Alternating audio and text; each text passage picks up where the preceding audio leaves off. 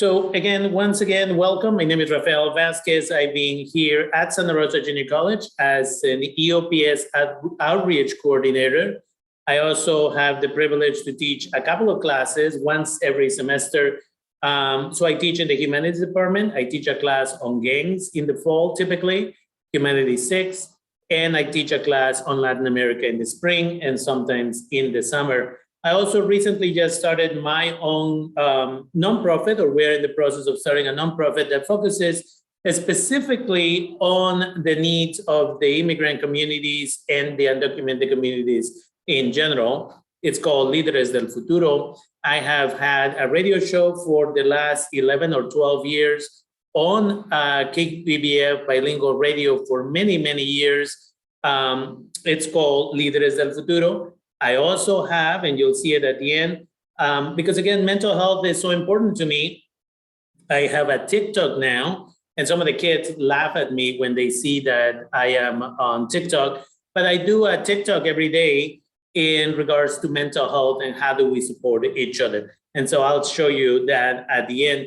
So we have a lot of information here to discuss, but we're talking about allyship, right? And what it is and what is not. And the best definition of allyship is a lifelong process of building relationships based on trust, consistency, and accountability. And that part is super important, where we hold each other accountable with, again, and we allow, or we create a safe space more than anything for marginalized individuals to hold us accountable. And that is important. Allyship requires unlearning and reevaluating our beliefs and actions that affect marginalized communities, right? So that is the most important thing here, that we need to learn to unlearn what we know, to stop assuming that we know, and to go out there and do the research. And since 2017, I've had the privilege and opportunity to be a collaborator with Dr. Jennifer Kahn on the picture on the left. She is a professor of communications at Santa Barbara, at UC Santa Barbara. And for the purposes of this research, she supported a lot of the work that was done in evaluating the data, and her students, who are also pictured here. The last student on your right is one of my wonderful students that I work with. She attended Sonoma State University and is in her last stretch to get her PhD, and soon will be called Dr. Mónica Cornejo, who has recently been offered, she happens to be undocumented, but she has recently been offered a full-time tenure position at Cornell University. And so her research focuses on the undocumented community, the undocumented student community, and their families. And so during COVID-19, she has done a lot of work in this area. During the fire, she has done a lot of work in this area. So I'm grateful for the Dr. Jennifer Kahn, soon to be Dr. Mónica Cornejo, and the other graduate students who supported this research. And what are we going to talk about? We're going to talk about key terms and policies to undocumented, pertaining to undocumented communities or students and their families. We're going to break down some of the myths about undocumented students and their families. We're going to talk about undocumented student stressors. We're going to talk about the barriers and motivators for talking to a mental health professional on campus. We're going to talk about resources and services for undocumented students that are available now, and what you all can do to support our undocumented students.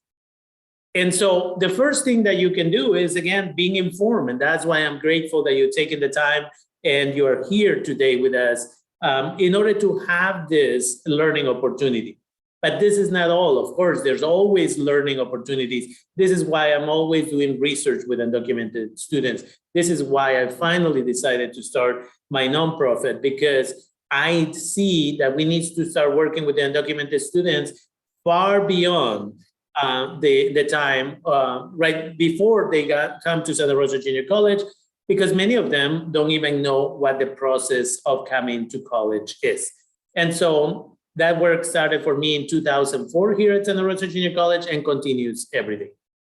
And with that, again, that is the invitation to come with an open mind and learn that approximately in the United States, 44.9 million immigrants in the United States live here. And of those, a little bit over 10 million happen to be undocumented, right? Happen to be refugees. And here's where we give a little bit of definition.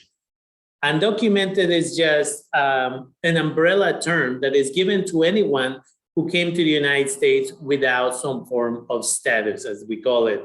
They didn't come, or they are living here without any type of paperwork, no social security numbers, perhaps, so on and so forth.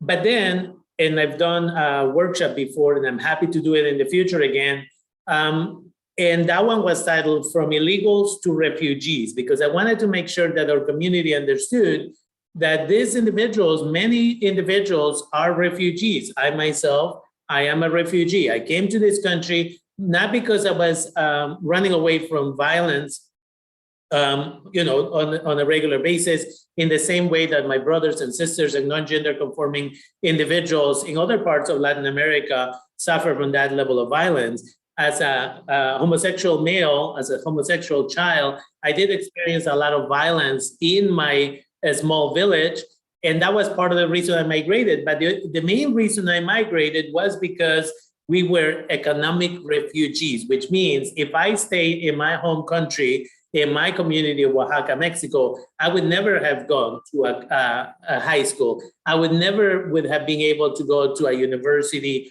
or anywhere else. It was simply the reality that I needed to migrate because policies of the United States, like NAFTA, had destroyed our way of living, right? And so that's why I always say these individuals happen to be undocumented because, again, they came to this country, but they didn't necessarily choose to come to this country because they originally wanted to.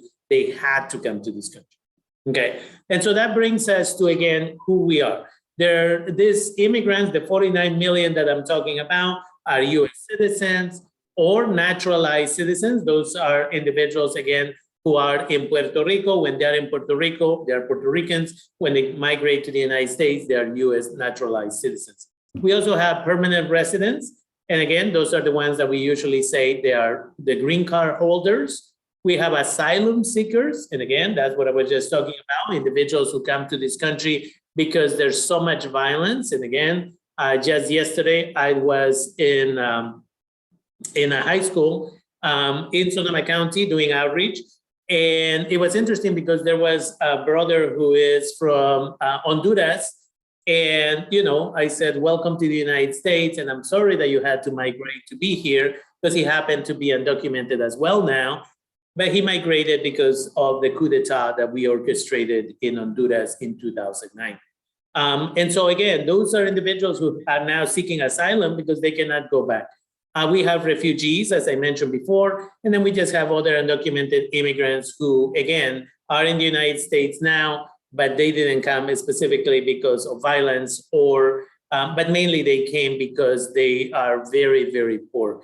And then there are individuals who have temporary protective status, which includes our brothers and sisters from El Salvador, Honduras, Nicaragua. And these individuals, again, came because there was violence in their home country. So it's really, really important to understand the diversity, because here at Santa Rosa Junior College, we have naturalized citizens, people who came over and eventually obtained status. We have residents, we have asylum seekers, we have refugees, we have undocumented immigrants, and we'll talk more about them. And we have TPS recipients, or temporary protective status recipients. And so we have all of these individuals at Santa Rosa Junior College. And so the proper language that we use in the classroom needs to be there in order to create a welcoming space. And we'll talk more about that as well. And so again, it's important that we understand some of this stuff. So in California, we have 2.2 million undocumented immigrants in this state. And that separates us from all of the other states in the nation. And it's interesting, in the humanities department, we're going to start a class that is all about the history of California. And it's interesting because we look at it in a discussion we recently had, we looked at it as California as its own country almost, because of the diversity of the population that we have, not just the ethnicities, but the fact that we have such a large number of undocumented immigrants. In the future, I'm looking forward to being able to teach that class because we are going to be able to enjoy wonderful conversations with our colleagues in that class. And again, then you also have the DACA students. And DACA has been a thing that we talk about on a regular basis, right? It's in the news all the time. It's important to recognize that DACA students didn't become, or DACA-mented individuals didn't just get it for free, but they worked very hard to be able to get it. So how many undocumented students we have? Well, we have 454,000 college students who happen to be undocumented. And of those, 216,000 of them are eligible, again, who again have some form of DACA. Again, in general, in the country, we have 800,000 of them who receive DACA, but many of them are now college graduates. I have students who have bought homes. I have students who are making over $150,000 a year, and they are DACA recipients, but their lives are always in limbo because they will never be able, if they stay with DACA, they will never be able to become US citizens, residents, and therefore their lives are always in limbo. They always live with the fear that tomorrow they may be gone. At Santa Rosa Junior College, how many undocumented students have? We have a few thousand, but those who qualify under AB 540 to be able to pay for classes the same price as everybody else, we have about 480. Of those, how many DACA students we have? I'll explain why the numbers are a little bit questionable, both for the DACA students and the ineligible individuals for DACA. And just reminding you in regards to DACA, there were changes recently where the federal court in Texas on July 16 of last year, 2021, they put a stop. We were already submitting new applications for DACA recipients. And unfortunately, I did through Líderes del Futuro, I did 45, I think, of them, maybe 40. And then all of them got stopped because of that court decision. So we are waiting. Some of them are or current students at Santa Rosa Junior College. Some of them are at the universities and some are still in high school.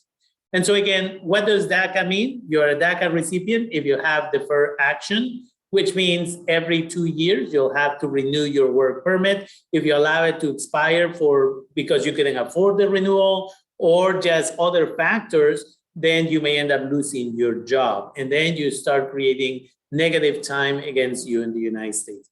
Another form of calling these individuals, they call them, or we call them DACA-mented, right? As opposed to undocumented, they are DACA-mented. And again, AB 540 allows students to go to community colleges and state universities at the same price as everybody else. And then they can apply for the Cal Dream Act, which could potentially allow them to obtain some financial assistance and private scholarships. Now, the word dreamer is something that I disagree with, and that's why we put them here.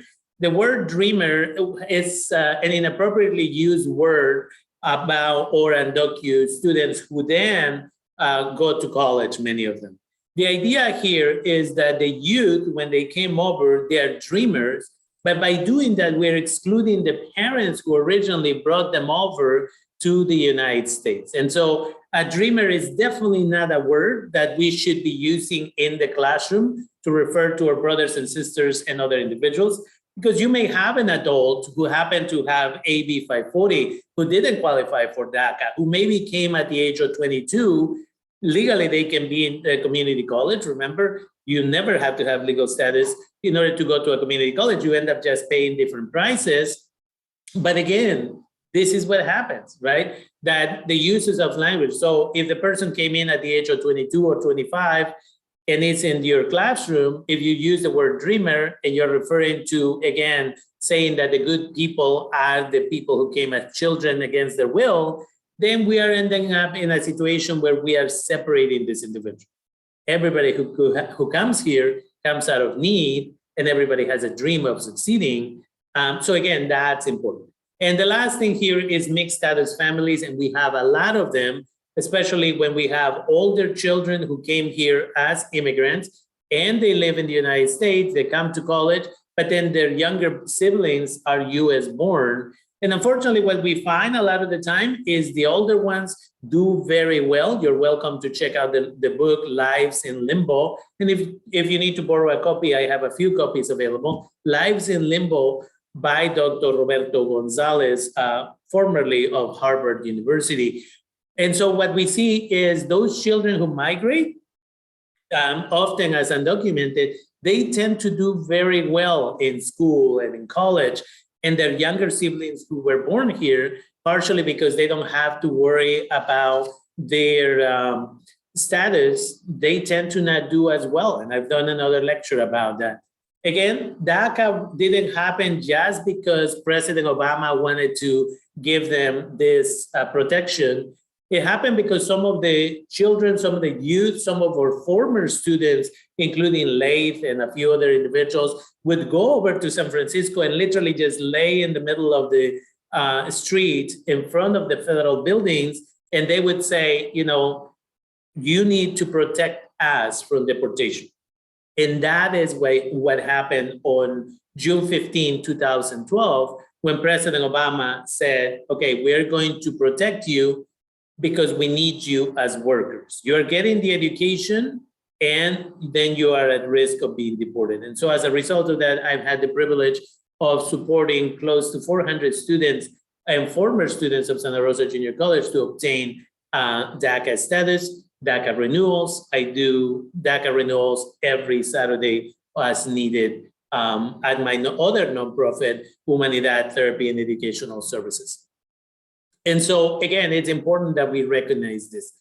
These individuals were accepting these applications for a minute, and again, everything is on hold. But anybody who already has DACA can continue to renew their work permits.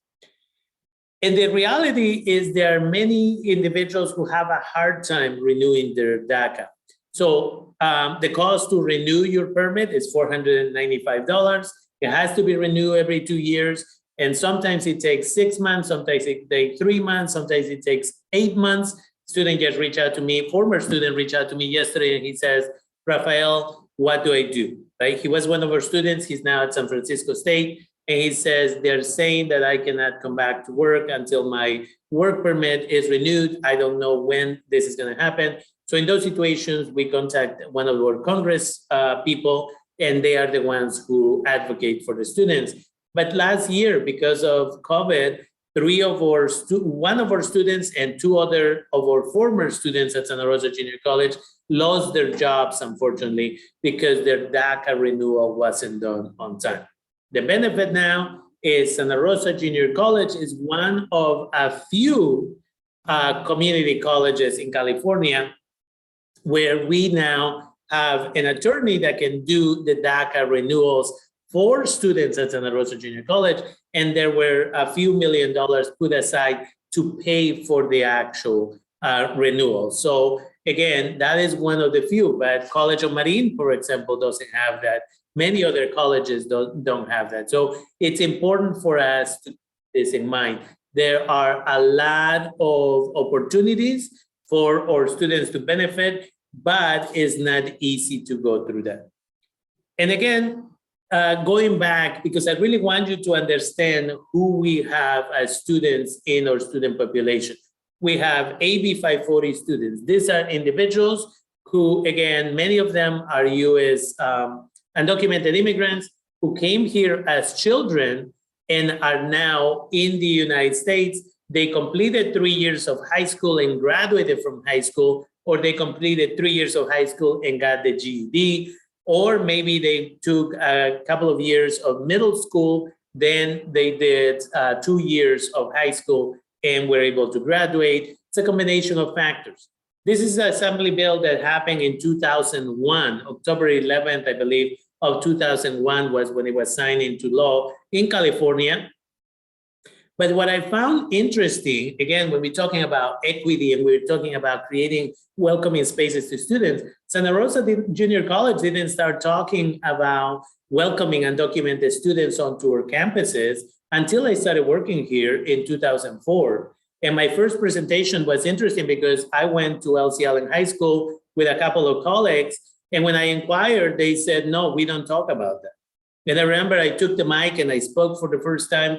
And within 5 minutes after we had finished our lecture or presentation, we had about 50 undocumented students who were saying, how do I sign up for Santa Rosa Junior College? And now we have about 440. The other thing that we have to be transparent about is this AB 540 law did not go into effect because California at the time of 2001 really loved undocumented students. What happened is US citizens were going to New York or other states to study. And when they came back and they wanted to go to a community college, they had to pay as out-of-state students. And that was, now it is $387 per unit. And they argue about it. And that's why the law was really passed. But it has benefited a lot of individuals because, again, now they can apply for the Cal Dream Act or undocumented students so that they can pay for their classes, so they can get a little bit of money for tuition. I have a student at UC Berkeley now who is in his last semester at UC Berkeley, and because of AB 540, he will be able to graduate from the university.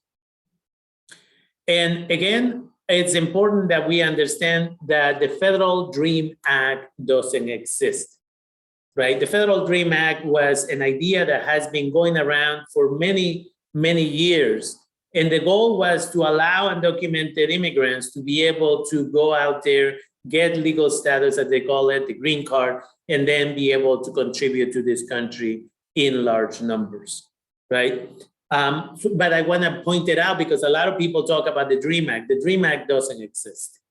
The closest that we have now is HR 6, which is within the Build Back Better Act. HR 6 says that individuals who come to the United States or came to the United States before January 1st, 2021, and who came as minors under the age of 18, if the Build Back Better Act passes, those individuals will qualify for something similar to DACA, but instead of renewing the permit every 2 years, they will be allowed to renew the permit every 5 years. The other, and that's really all that exists at this moment. The other piece that is here in this beautiful picture are individuals who showed up. One of the individuals in that picture now has a master's degree in theology from UC Merced. We also have Jordan Panana, former president of the student body at Santa Rosa Junior College, who now works in Sacramento. And we have a couple other individuals. This is when Santa Rosa Junior College, after a lot of work, we were able to open our Dream Center. And this picture is from that celebration of our Dream Center, right? The goal is we need to continue to expand services, right? And so it is important to understand, again, Cal Dream Act, again, offers financial assistance, so I'm not going to spend a lot of time here.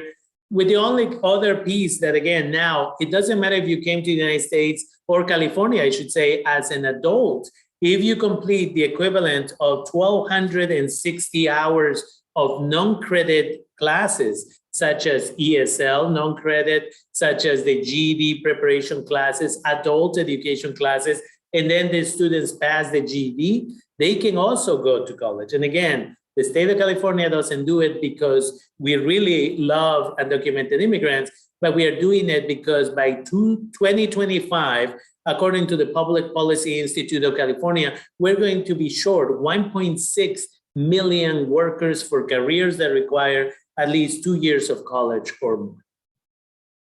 So how do undocumented students financially support themselves through college, especially when they don't qualify for FAFSA? We talk about the Cal Dream Act, but besides that, again, they do, collaboration. They work with family members, they work for friends, they work for other individuals. Many of them work in the fields, harvesting the grapes and doing other physical labor, and they come to classes. And then we're working with some of them. And again, my nonprofit, one of the things that we're going to try and do over the next few months, once we get completely established, is going to be to teach them how to start their own businesses so that they can pay taxes as they usually do, but that so that they can also become entrepreneurs. So it's really, really important. At my nonprofit, Líderes del Futuro, we started a brand new program with Santa Rosa Junior College students and Sonoma State University students, and that is the Padrino Madrina program, the Godfather and Godmother program. And what this program does is allows an undocumented student to be adopted by another individual that could be undocumented or a trustworthy ally who will be in the same area of study. So I have, for example, a young lady who is starting to be a psychology major because she wants to be a therapist. And then my good friend, Maria Aviña, adopted her, and now she's going to mentor her for the next 2 years is the contract. But what I know is once you've been working together for 2 years and you come and participate in activities and you introduce both families in events, social events, after COVID, then those individuals will be working for a lifetime to support each other. So it's really, really important that we recognize that.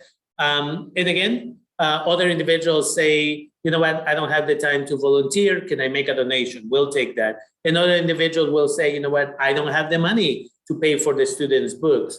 Can I just mentor? And we'll take all of these individuals, because the goal is to have individuals who have been in those spaces and who are willing to learn about the challenges that undocumented individuals go through and be able to say, you know what, I want to support. And that is exactly what this is all about. So again, we also apply for scholarships. Líderes del Futuro gives 3 scholarships of $500 each every year through Santa Rosa Junior College. Colleagues like Malena Hernandez, Jeff Navarro, and many other individuals. We do scholarships, Hector Delgado, Tony Vasquez, Guillermo Garcia. I want to give credit where credit is due. But these individuals, again, and there's other individuals, we come over and every year we provide the Sueño scholarships. And we've been doing that for about 13 years now. And we give 3 to 5 scholarships every year. That scholarship application will come out at the end of May. I give a scholarship in memory of my brother, the Luis Vasquez Scholarship. That also comes out at the end of May. And these are specifically for undocumented students because we know that by not qualifying for FAFSA, you have to look around for other scholarships. And so again, if you happen to have undocumented students in your classroom,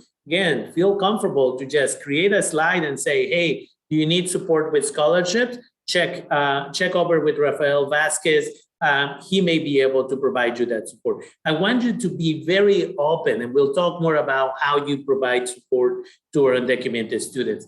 And so again, graduates with DACA, for example, again, they can legally work in the United States, but graduates without DACA, they can become their own contractors.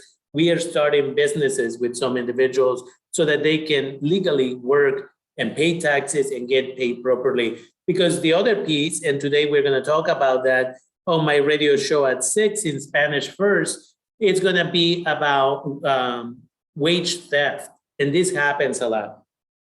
And I'll tell you a quick story because I am familiar with this individual. An individual went and worked for a whole week, right? Being undocumented, you get work, whatever. And he went to work with a construction contractor. And for the whole week, he went over by Bodega Bay. This happened about 6-7 years ago. And at the end of the last day of work at this place, they're finishing the last touches in this house. They pack everything in the truck. It's about 7:30 at night. It's dark now. And they're getting ready to get in the truck to take off. And the contractor says to this undocumented father, he says, hey, you know what? I forgot a couple of tools behind the house. Can you go get them? And you know exactly what happened, right? He went back, he got the tools that were non-existent, and when he came back, the truck was gone. His cell phone and his other property, his lunchbox and everything was already in the truck. That individual had to walk literally from Bodega Bay all the way back to Petaluma, and he never got paid for that work. So again, this is why we are trying to support our undocumented graduate students and current students to be able to start their own businesses. Anything from doing digital work and design, whatever it is, photography, whatever it is that they are good at, we need to collaborate with them. And we know that families support students as much as possible by pooling money together. And they'll say, you know what, we're gonna see if we can afford the books. You can definitely not go directly to the university because we cannot afford it, but we can see if we can pay for the books at Santa Rosa Junior College. As you and I know, books tend to be very expensive. And that brings us to facts versus myths, right, about our undocumented community. And the first myth that often comes up, and many individuals contribute to this, and this happens a lot, is that all undocumented immigrants are from Mexico. And in fact, what the Pew Research Center tells us is that, in fact, yes, a good number of individuals come from Mexico, but from Asian countries, a lot of people have been arriving from India, from the Philippines, and again, from other countries in Latin America. And part of the reason why a lot of people haven't been coming from Latin America is because the Obama administration has spent $7 billion and gave money to Mexico and Guatemala and said, you know what, if you stop immigrants from reaching the US-Mexican border, then we can claim that immigration is under control. We have done just the same. So the Obama administration did it, and then people kept migrating as much as they could. But we just did this recently. Kamala Harris actually went to both Mexico and Guatemala a few months ago and said, listen, Mexico, listen, Guatemala, we're going to give you 500 million doses of Pfizer vaccine and $3 billion as long as you stop migration into the United States. And they're doing a great job at stopping migration, using a lot of violence. There are a lot of reports of violence in the Guatemala border, so that our Honduran or Nicaraguan brothers, sisters, and non-gender conforming individuals cannot even get to Mexico, much less the United States, right? And that's why people are not coming from there. But then, again, people are coming from other countries. So that is important for us to recognize. And again, because our undocumented Asian brothers, sisters, and non-conforming individuals are being ignored altogether, many of them are suffering in silence. They simply don't come to college. Many of them end up working at family businesses, and many of them, unfortunately, end up the victims of human trafficking, right? Just in the county of Sonoma, it is estimated that 1,800 victims of human trafficking are living in our county.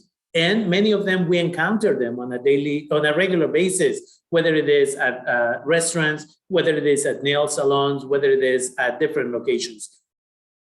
In my experience working with our undocumented communities here at Santa Rosa Junior College, is what we find is that many of them end up living with the aunt, the uncle, the grandma, and they don't want them to get educated. They want them to work at the restaurant. They want them to work at the nail salon. They often don't pay them. And, I was privileged to support one of them who got a T1 visa. The T1 visa is for victims of human trafficking. And it was so sad when she came to the office, and she really kind of lost the ability to make decisions on her own. Today, she has a career, she is married, she has a beautiful daughter, and she's very successful. I have another one who ended up transferring from Santa Rosa Junior College and moving to another county because it was, she was just not able to stay in this county because of her own family. And so she is now legally married. She's in the process of obtaining a status, and she's been successful getting her degree in nursing. And then again, it's important that we understand the many pieces with being undocumented. All of the challenges that we have to deal with as immigrants in this country. And being undocumented just adds a whole layer of that. And that's what the graph on the right, or the drawing on the right, it's all about. And then we have this idea of the good immigrant versus the bad immigrant. And again, what I was talking here is that there's a lot of pressure on our undocumented youth immigrants to be able to do well, right? And because if you do well, you're an example for all the other. We can use you in brochures. We can use you to tell everybody that you are the success, and that only those who go to college are the good immigrants. And those are the ones, right? So some of the legislation that has been proposed before says, unless you have your college degree, you're not going to get a status, right? And that is how we create this thing. And it puts unnecessary pressure on individuals. The parents are bad immigrants and the youth are good immigrants. Those are the things that are being promoted on a general basis. And the other myth being that undocumented people are a burden to the economy. For whatever reason on my phone, and when I turn on YouTube, I tend to get these commercials almost every day that say, you know, undocumented immigrants don't pay taxes. Let's make sure that we start deporting them as soon as possible. I don't know why I get these right-wing commercials every day. But again, undocumented immigrants do not qualify for CalFresh, Pell Grants, which is FAFSA, Supplemental Nutrition Assistance Program, or SNAP as it's called, Medicare, Medicaid, the Affordable Care Act, or anything like that. They simply don't qualify. But the myth is that, again, they're getting all this money and they're not paying taxes. Undocumented immigrants pay over $2 billion in taxes just in California, okay? They're not allowed to vote. And in fact, there is a conversation that we're having about whether or not undocumented immigrants should be able to vote in Board of Trustees elections. This is something that is gonna come up. It's something that Mecha is working on with our colleagues from other agencies locally. Because a lot of our undocumented students and their families come to college, yet they don't have say on who's gonna represent them. And again, it's important to recognize that some of us, if an undocumented immigrant is using our Social Security for work, let's say somebody's using my Social Security number to work, they are putting more money into my Social Security account with the Social Security Administration that they will never get back. And that's the reality, right? So it's important that we get rid of this type of myths in our society. And that brings us to a couple more, and this is myth number 4. Undocumented immigrants aren't trying to become US citizens. They just love to be here. But the reality is becoming a US citizen or a permanent resident is almost impossible. For individuals who migrate from Mexico specifically, to become, let's say, if a brother, a sibling who is a US citizen tries to get status for a brother who is undocumented, it's gonna take right now for Mexicans 21 years to become what is called a US resident. For those who come from the Philippines, it's taking 24 years, right? And this is the reality. It's not that they don't want to become that. It's just that it's almost impossible. And that brings us to individuals who say, well, when children are born in the United States, they can get papers for the parents right away when they turn 21. That is not true. Once they turn 21, because the parents have overstayed their either their visa or they stay in the United States for 6 months or longer without status, as adults, they're mandatorily banned from the United States for 10 years, which means a child can submit that paperwork, but the parents would have to leave the country for 10 years and then ask to come back.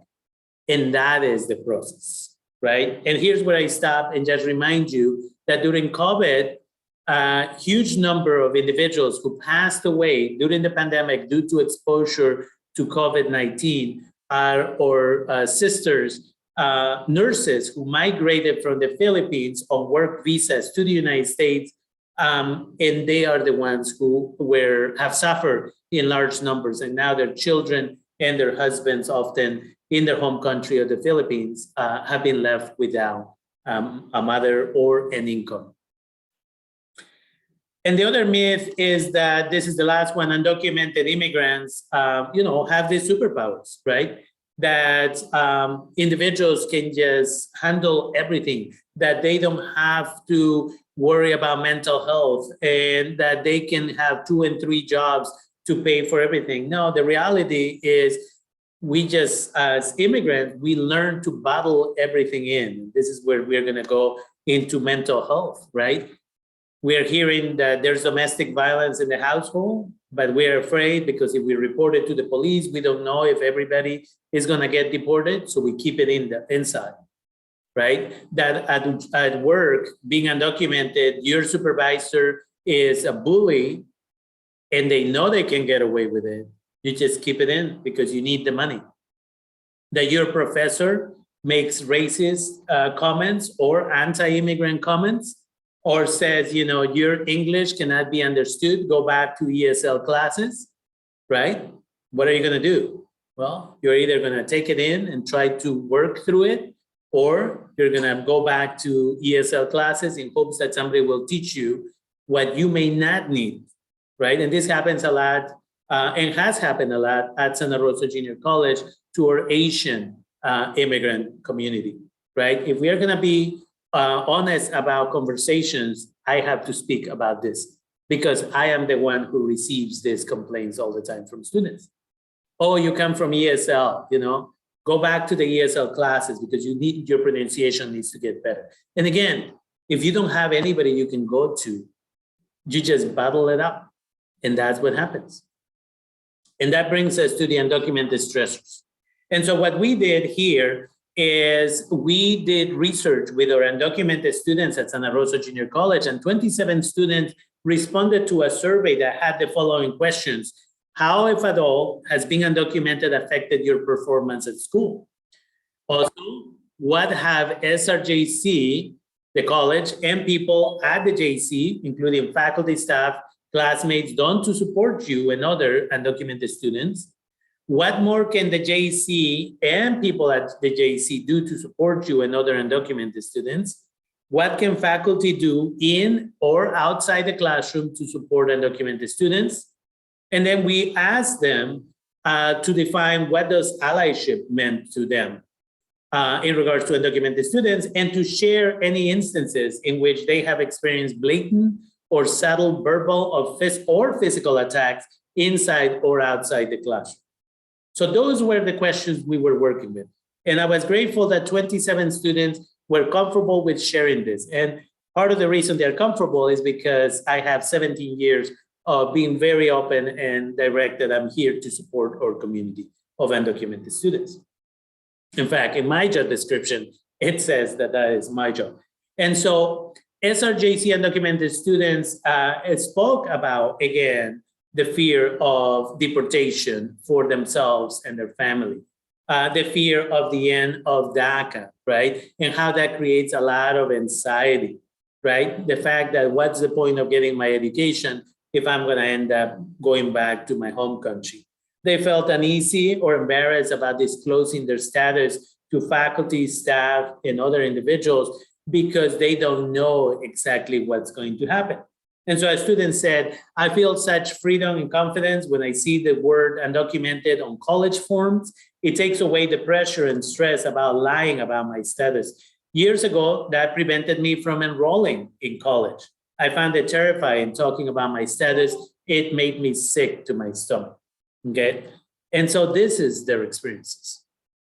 In regards to verbal, physical, or physical assaults or discrimination, again, such as microaggressions, or that they were told that they were not going to be successful, or again, it's important that students said that they did not experience verbal or physical assaults at SRJC, but some did mention that, again, they had some experiences when Trump was president about seeing people wearing hats, or as I mentioned in a previous training, 2 students who follow a student from the tutorial center to the cafeteria. This is obviously pre-COVID, to the cafeteria, and wherever the student went, they just kept making all these hateful comments about how they hope that Trump would get rid of all those illegals and other comments like that.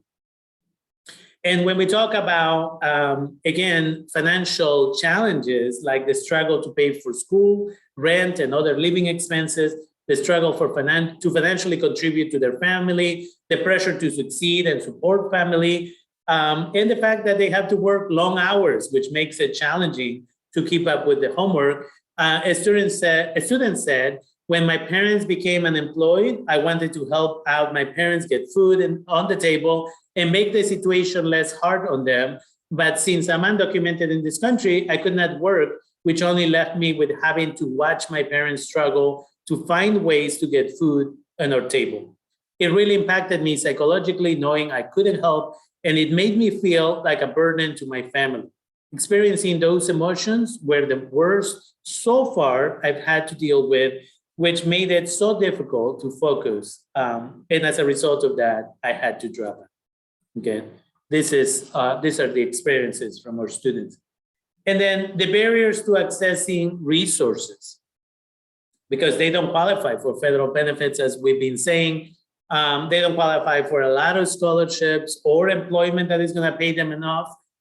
They cannot provide a social security number. Again, a large number of our students are not eligible for DACA, so they don't have a social security number. And they don't trust individuals because they're afraid that individuals are going to turn them into immigration. And so as a result of that, and the fact that these individuals were having a lot of technological problems, again, many of our students, for those of us who have been teaching online last year, I did, and finally was happy to come back to the classroom with added,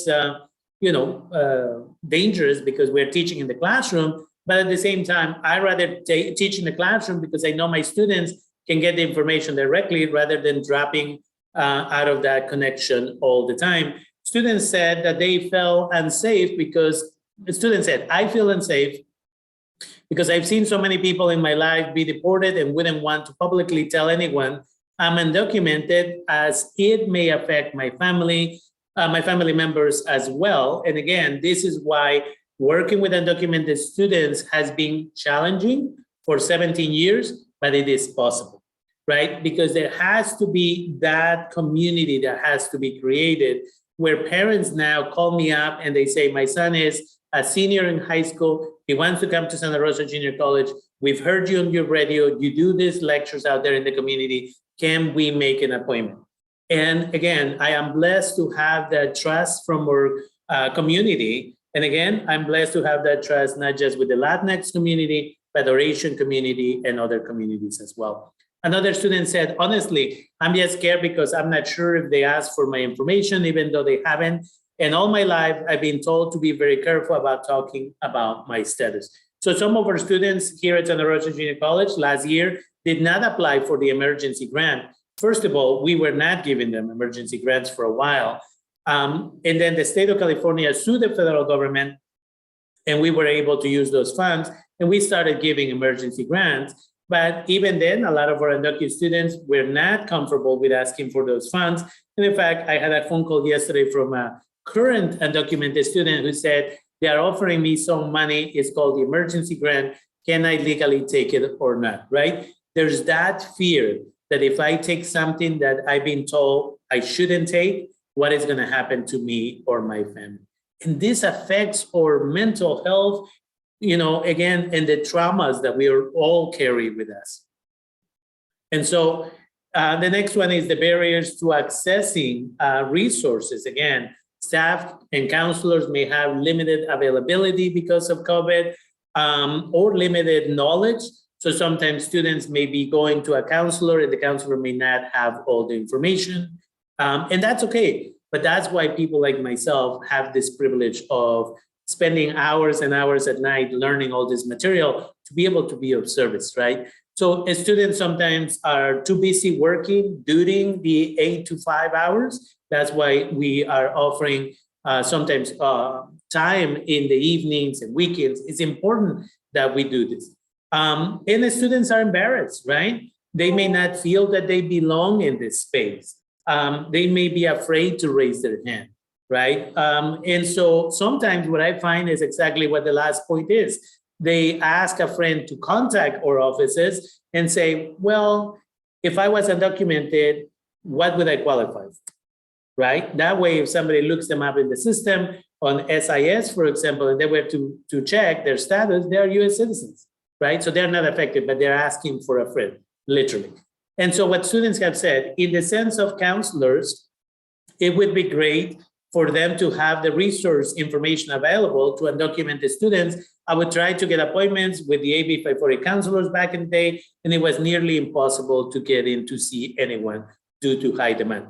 And so I am glad to report to you all that last week I was privileged to be asked to present some of this similar information to our counselors in the counseling department, and I am always available to do more trainings for them.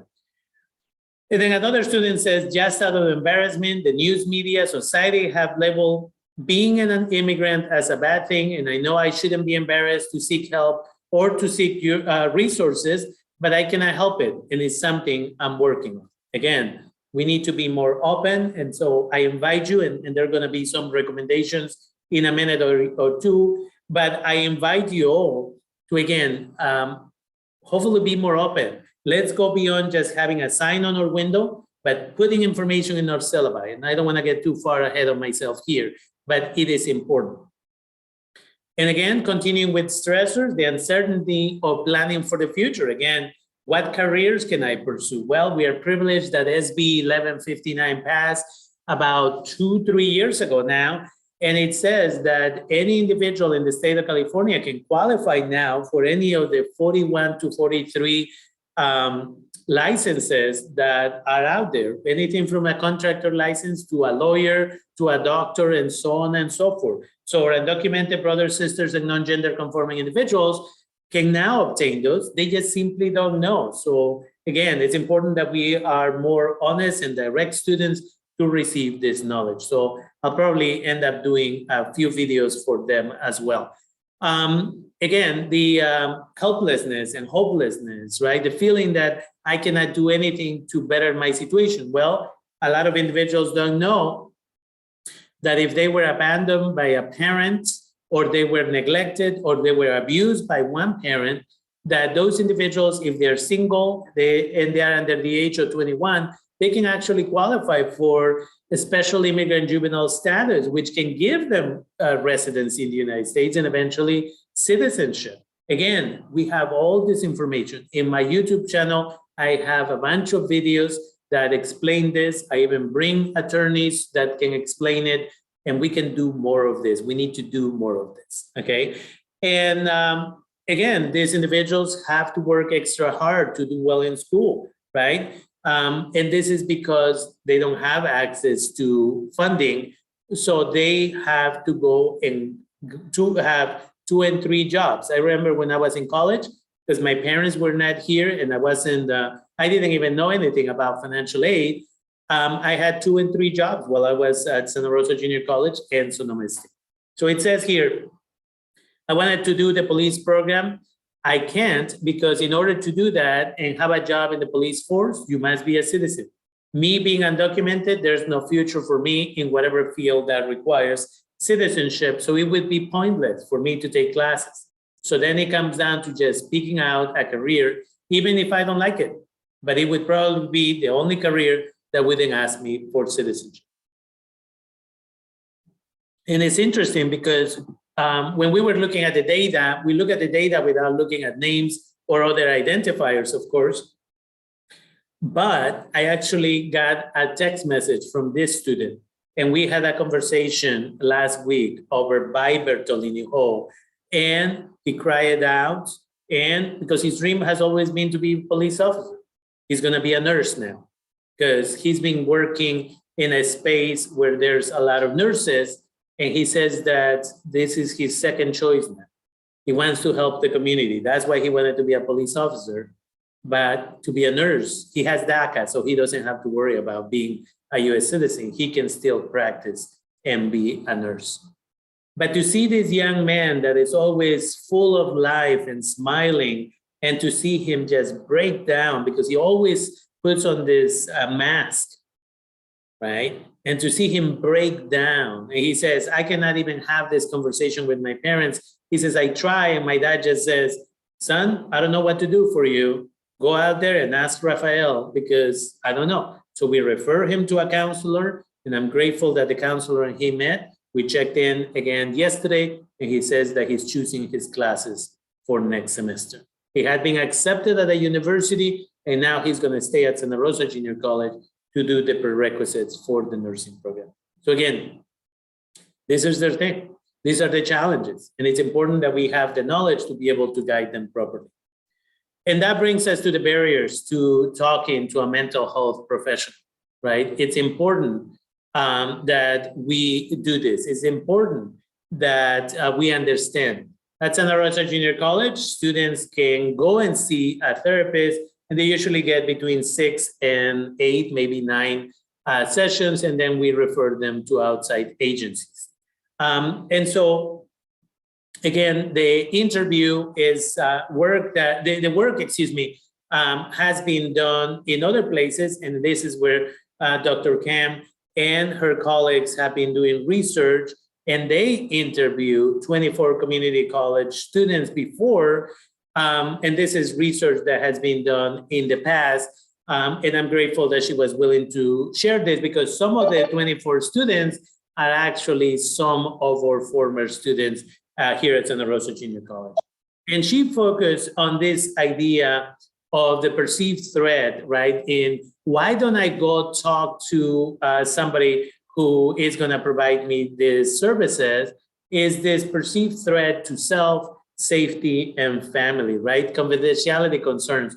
What if I tell them that I am undocumented? What are they going to do? But also the stigma. And this is why I created my TikTok, right? Because I want students and other individuals out there in the community to hear a Latinx immigrant talk about mental health, right? And that's why I do those every day. And again, the limited perceived response, right?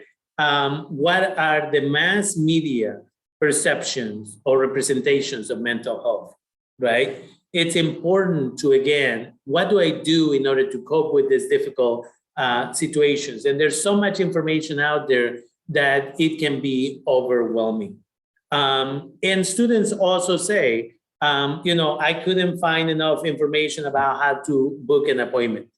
So again, this is where we as faculty, staff, we can always share PowerPoints, we can share information on our syllabi, we can do every other week or any of those instances that we have, send a message to students, just reminding you that this is where you can find some information. And when do we offer the therapeutic services and how do we offer them? Well, if we are not offering them in person, a lot of our students are unable to go and on Zoom and have those conversations via Zoom. So, there's just no healthy, safe, and confidential space at home. So sometimes students are in their cars and suddenly somebody knocks on the window. Hey, what are you doing? Why have you been here for so long? So those are some of the barriers to talking. And so when we talk about confidentiality concerns, again, it talks about this area of, I sort of needed to be a bit careful with my word choice and what I would say, because if I was a little bit too blunt about, how they were feeling, and too open about what I would say, they would potentially commit me to a hospital or put me on a suicide watch for the next few days, right? And these are the type of responses that students are giving because they are afraid of speaking honestly with other individuals in the mental health professions. And again, the family and cultural views on mental health. Again, students are saying, with my mom and my dad, I think it was really hard for them to understand why my mental health issues had such an effect on me and why I had to receive consistent help through the county. And I think that had to do with them being immigrants from Mexico and being around different cultures where it was pretty much discouraged to focus on your mental health because you had to provide and you had to immediately go into the work field. So my mom and my dad were, again, they were raised into thinking that and anything going on in your head is just in your head and you have free control over it, which means a lot of the times when I talk with families and I talk about mental health, they always say the following. They say, you know what? I also had trauma when I grew up. I also was beaten when I grew up. And see, you don't see me having any issues. And I will always remember when I was working more with gang-affiliated youth pre-Santa Rosa Junior College, I visited this family and this dad said exactly the same thing. He says, you know, I suffer, I had trauma, I recognize it. I go to work Monday through Friday and look, I don't have any issues. And I said, and yet it's Saturday at 10 a.m. and you are in your sixth beer while we're trying to have a conversation with your son about why he's joining gangs, right? So parents may not understand it. And so locos son los únicos que van a recibir este servicio, right? Only crazy people go to mental health services. That's the view. And that's why we are working so hard in the community to undo this trauma itself of mental health being a horrible thing that you just get over, right? And just as a reminder, and this may be triggering for some of you, but remember that of some of our now students at Santa Rosa Junior College, some of our students who migrated from Honduras starting in 2013 as a result of the coup, those individuals were victimized on their way to the United States, and 8 out of 10 young girls were raped on the way to the United States, to the point that moms were giving contraceptives in the queue to, again, be able to come to the United States and avoid pregnancy, okay? And then the last one here is self and other stigma. Again, it's important that we understand this type of information. Students say, I have never really acknowledged all the trauma and feelings that come with, you know, being undocumented. Sometimes, you know, that immigrant hustle, just working and not taking breaks and not allowing yourself to be vulnerable and have mental health breaks. That has been kind of like what has been happening to me. And this happens to our students all the time, right? They are going from one job to the next job, or they come to class and then they go to work. It is important to understand. Incoming chat. Again, it's important to understand that this is the reality, and that we need to be compassionate in the classroom. During the fires of 2017, some faculty members at Sonoma State University, at Santa Rosa Junior College, in the middle of the fires of 2017, they were expecting students to turn in homework when a huge number of individuals were at shelters. It's important to recognize that, okay?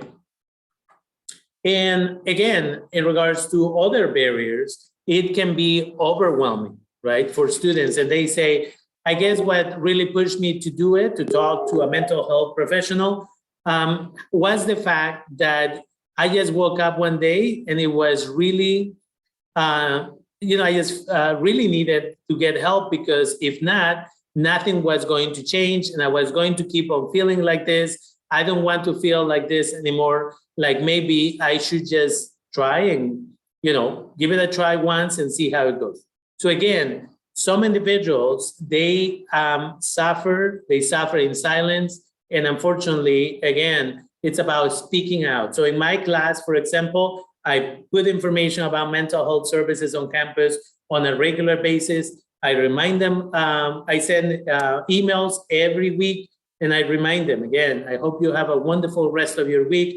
Remember, there's a lot of resources available, and I give them information because I'd rather do it on a regular basis than them not feeling that anybody cares. So, you know, and then creating space on campus for this type of services. And the student says, it was helpful with my crying, definitely in that space was a space to cry a little bit and talk. And it relieved much of my guilt and stress while talking to the therapist about, like I said, my stressors and my undocumented status. And it was like, I felt really connected, and it was a really safe space for me to say anything.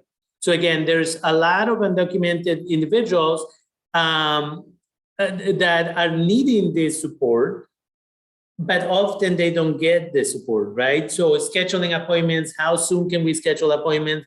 For a lot of our undocumented students, they don't need to schedule an appointment for next week. We really they need to be seen. If they're gonna take the risk, they need to be seen that day or the next day at the latest.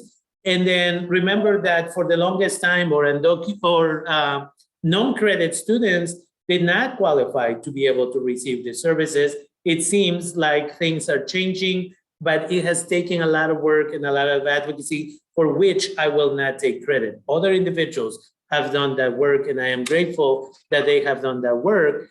But again, those are the needs that are out there, right? And again, other stressors, other reasons why it may be difficult to individuals, again, is the student says, I was laughing even though I was crying. And when I would leave, I would feel a little weight lifted on my shoulders.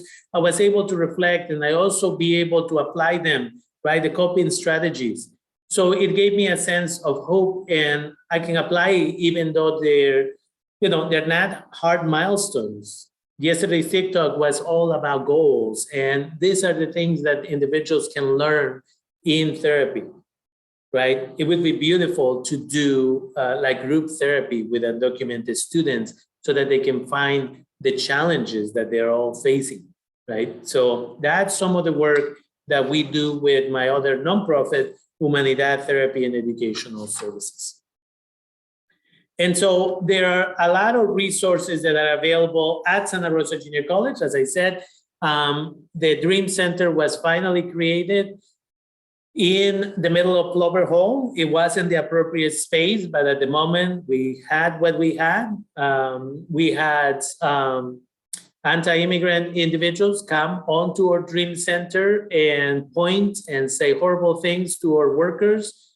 And then the Dream Center was moved to another location to maintain the safety of the students.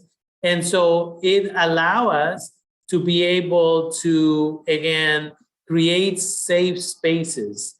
And so some of the services that are now offered at the Dream Center, again, include DACA renewals for students at the Santa Rosa Junior College, free consultations of half hour for students there at Santa Rosa Junior College. So if they are trying to figure out if maybe they qualify for status, they can do that. So again, feel free to refer them. We have an attorney from Vidas Legal Services. I was privileged many years ago to be able to create a healthy connection. And we were able to bring Richard Kushner to provide the first year for free. And then the second year, we gave them a minor donation. And now Santa Rosa Junior College, later on, there was an agreement that now we have those services for our students for free on a regular basis. So it's really, really important that we make students knowledgeable about those services. Again, this is the card that we provide to students all the time in our offices and at the Dream Center that tells them that immigration comes to their door, to not open the door, and what to do.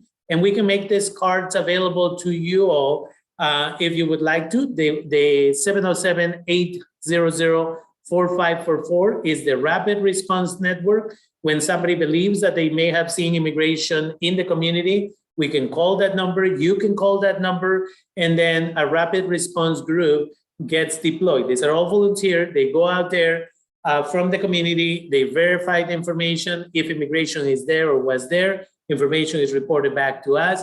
And then we send mass messages to individuals saying, be careful, or false alarm, don't worry about it. So there's also the red card, and I show a picture of the red card before, but the red card gives you your rights. So again, it's important that you recognize that those services are available. And then And so if you want those cards, send me an email. I'll be happy to provide you with those. And then we also have the resource services. Again, we have the student health services, and it's about telling students that these services are available. So you could do something like this. You could just do a screenshot. You can do a slide, and you can tell students, look, I just want to remind everybody, there's physical health services, there's mental health services available. Please, feel comfortable to go and receive those services. Regardless of your immigration status, you're welcome to do that. And once you say that, the student feels comfortable because they know that they have a true ally in their in the space. Again, so mental health services, physical health services are all available at different locations at Santa Rosa Junior College. And then outside of the college, we do have organizations like Immigrants Rising. And the Immigrants Rising is an organization that has existed, used to be known as E4FC, Educators for Fair Consideration. They have a lot of information about outside scholarship. They have a lot of information about people starting their own businesses. They have a lot of information for people who want to go to grad school and so on. So again, they have those services available there. And we can also get you the digital version. I know the question was put in the chat, digital version of the yellow and the red card, and we have others available. So again, feel free to reach out. Other organizations that are a little bit newer and they're still in development include Undocumented Professionals. And so this is a new organization that is out there in our community. And what we really want to see, and I was really happy to see this at Rancho Cotari High School yesterday, because some of you have been at Santa Rosa Junior College for years, and you participated in our Undocumented and Unafraid Educator. We're going to send that out in the next month because we want to share some of those pictures for the MECHA conference. And this is where you take a picture, you put your name, the institution you're working at, and the fact that you're willing to be an ally. And it was beautiful to walk into the Career Center at Rancho Cotari High School yesterday.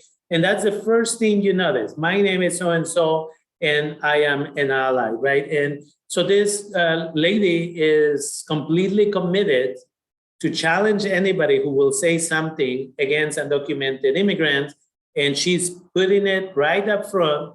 And so again, when we're having the conversation with our seniors, very comfortable. If anybody's undocumented, feel free to reach out after, send an email, so on and so forth. And she's very supportive of this. So again, what can you do? This is where you do your work. So what can professors do to support, and staff, of course, to support undocumented students and administrators? Be informed, understand. I'm more than happy to create more trainings like this. It's important that you also do your own research.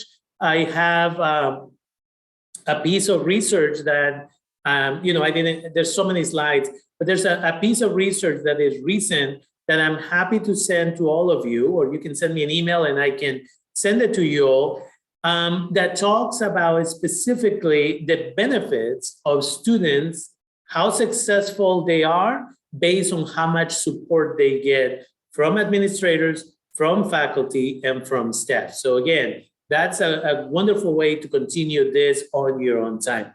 Treat every student equally. So some of the students feel invisible. Some of the students feel that they're not getting enough attention. And some students feel that they're getting too much attention. A student told me last week that in a class he was in, they're reading a book that is written by a Latinx author. And he says that the professor keeps pointing at him and says, can you explain to us what the author means by that? Well, what do you think? Is he right about that? And like, that's not appropriate, right? We cannot expect one Latinx or multiple Latinx students, for example, or Asian Americans to know the collective experience of all individuals, right? So it's really, really important to do that, right? To not just put a spotlight on them all the time. And again, create a safe space to gather. to again, this is something that the institution, it keeps coming up from students that they say that they need a safe space. So the Dream Center is not big enough for them. They need a safe space that is larger, where they can walk in and do their homework and not feel that they have to disclose anything else, right? Where they can eat their lunch and so on and so forth. So again, it's important to recognize that. And then being mindful of what is called of labels, right? Like immigrants, perfectly fine, but illegal aliens or illegals, completely unacceptable. And again, undocumented SRJC students in general felt well and supported by staff, faculty, and administrators. But again, they are saying that they want more, right? So use inclusive language, as I said, share support on social media. If you are on social media, again, you can be open about being an ally, provide reminders about scholarships and deadlines, right? This is the time that SRJC has is one application for over 610 scholarships that undocumented students can also apply for. And be responsive to answering their questions. Create a space during office hours, perhaps, to be able to benefit them. And create space where they can be open in a safe space, obviously. And again, when you don't have answers, it's okay to admit it and then either refer them to somebody else or say, let me get back to you. I need to learn so I can support not just you, but other future individuals. And be kind, compassionate, and engaged in perspective taking. And so logos like the butterfly, again, those type of things, if you are on social media, you're welcome to share that. You can share it in your slides the first day when students are coming to class the first day. Reach out to students via email, phone, to make sure that they, how are they doing? So in my class, we do check-ins every 2 to 3 weeks, anonymous. How are you doing today? And most importantly, what can I do to support you and your learning? This last Tuesday, I had the privilege to meet with my students in person. And the last question is, how is my teaching? And most importantly, how can I improve my teaching? And it's funny, because you stand there and from a distance, you're watching the students and you know they are in the last question that says, how can I improve my teaching? And they're just writing like paragraphs, right? And so I grade my quizzes, I grade my midterms, I grade my finals, and then a week later, I go back and I look at them, right? And I have to be okay with accepting that feedback. Otherwise, there's no point in asking for it. And so again, it's important. Reach out to students, make sure they understand that they are welcome in your space, make sure that the language that you're using is proper language.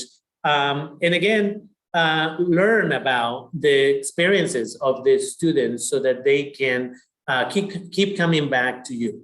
And again, provide resources. It's really, really important that if again, you can tell them the Dream Center is there, Rafael is there. I support with CalDream applications, AB 540 applications, scholarship trainings I do for undocumented brothers, sisters, non-gender conforming individuals, and sometimes just listening to them in a safe space. And so that's what we do. And again, advocacy is essential.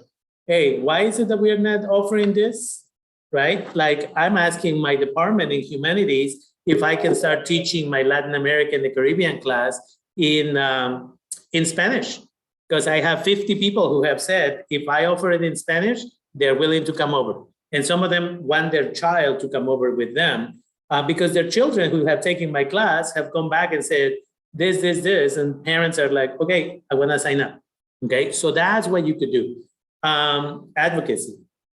Again, it's important that students be seen and that they see you advocate for them. Right, that's essential. And this brings us to this important slide. And this will be really my last slide that I'm going to share until the end. I have just my information all over again.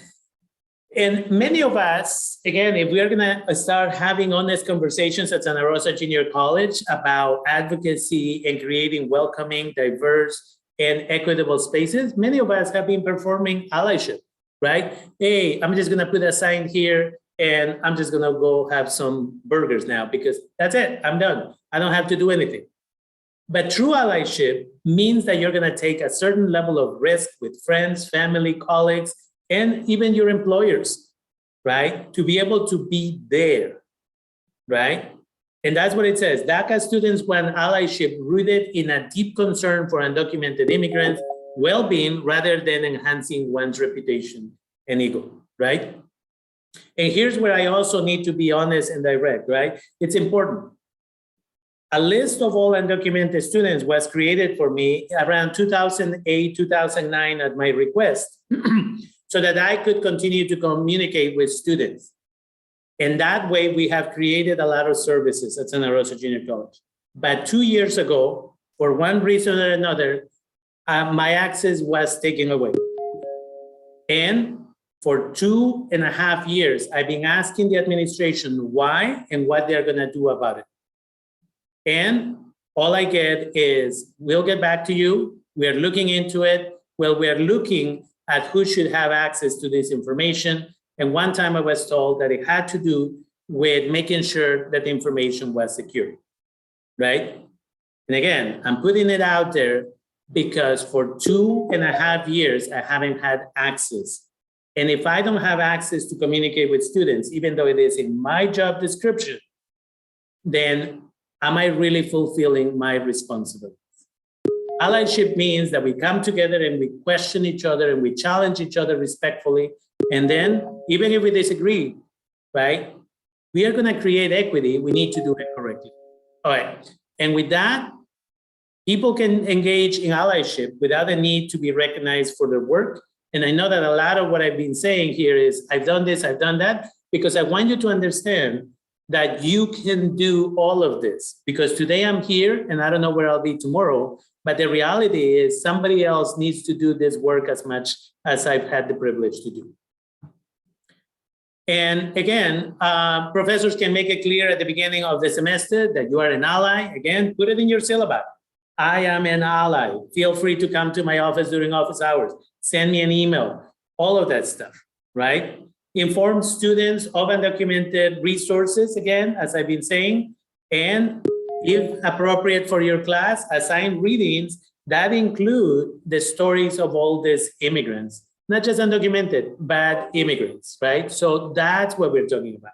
Speak about issues affecting undocumented immigrants, incorporate in class discussion these issues.